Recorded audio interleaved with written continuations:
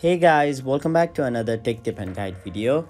In today's video, I'll show you how you can delete your Genshin Impact or Mihoyo account permanently. You can do this process from both your mobile device as well as your PC.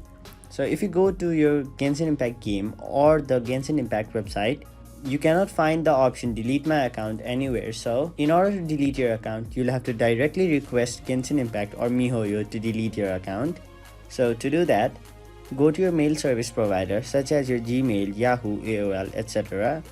After that, compose a mail, and you'll have to compose a mail to either genshin_cs@mihoyo.com or genshin_cm@mihoyo.com. You can send a mail to any of these, but if you want, you can also send to both of these. Now, where it says subject, type in request to delete my account.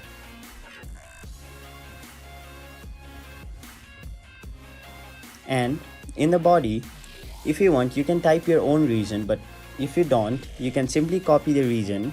You can simply copy the reason from the description. I'll have it there. After you've wrote the description and your email ID, all you have to do is send the mail, and now you'll have to patiently wait for them to reply.